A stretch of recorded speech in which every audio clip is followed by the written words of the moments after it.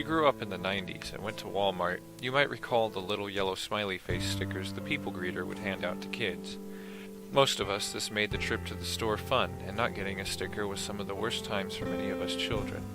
The yellow smiley face would bounce around in the television ads, and was printed on the floors. It was everywhere. Then, as if overnight, the face went away. Not many people knew why that had happened, and it is still hard to find out why. But if you're lucky, you can hunt down the true story of the events leading to the recall of the yellow smiley face. Around 1997, at the Bloomington, Illinois Walmart, they let go a door greeter who had been with Walmart for over 10 years. The man was unusually young when they chose him for the part, but people loved him and his way of greeting. He would sing and dance and welcome people with a big smile on his face, and some even say that this is where they got the idea for Smiley. That part is very much untrue, but he took to being called Smiley and even changed his legal name to it in 1995. That following year, he started painting his face yellow to show up for work, and people enjoyed that as well. It wasn't until April of 1997 that Smiley crafted a large foam ball and painted the smiley face on it, that people decided they couldn't handle the young man anymore. Children stopped laughing at the weird man with the yellow face, and then started crying. Smiley did all he could to try and make the kids smile, but every single one of them would just react the same way: fear.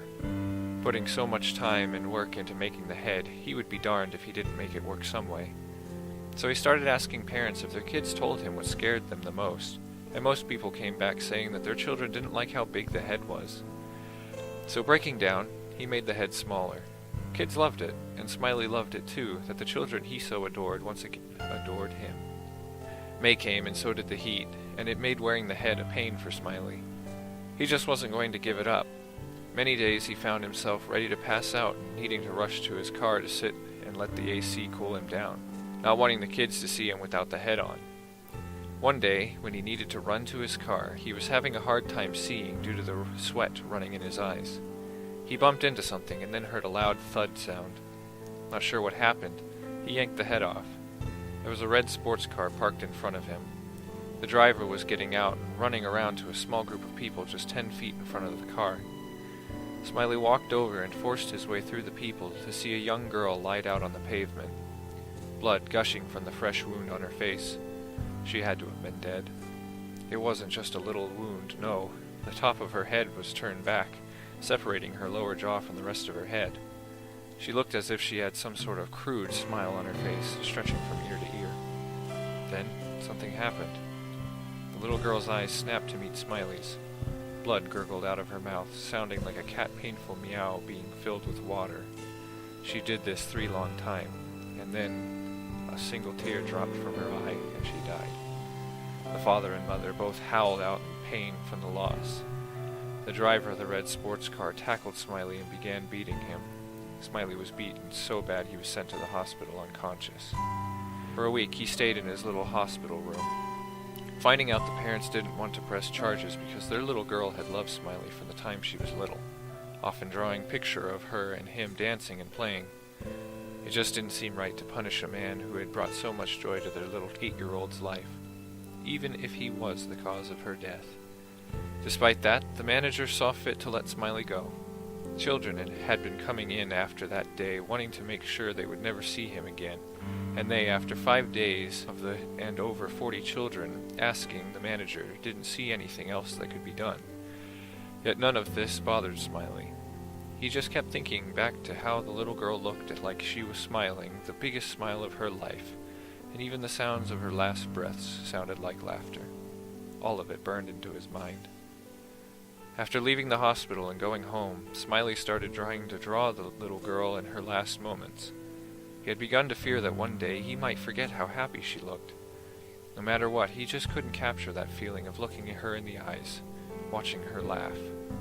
So after a few months of trying and keeping himself locked away, he thought that maybe he should get out into the world.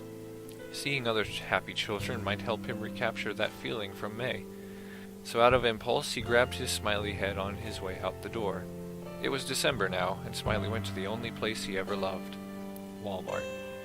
Inside, the kids ran all about the store, getting ready for Christmas. Smiley had been waiting for Christmas since he made the head. He was going to wear a Santa suit with a bright yellow ball on and sing for his children. But no now. No, that was taken away from him. As he walked the store, people stared at him, some even running away. When the manager of the store found Smiley, he was standing looking at the sledgehammers and the tools. "You can't have that on in here anymore, Smiley. You ruined it." Smiley just looked at the man, unsure of what he was talking about, and silently turned back to the sledgehammers. When the manager then tried to pull at Smiley's head, that when he realized he had walked into the store with the yellow thing on. It was already too late, though.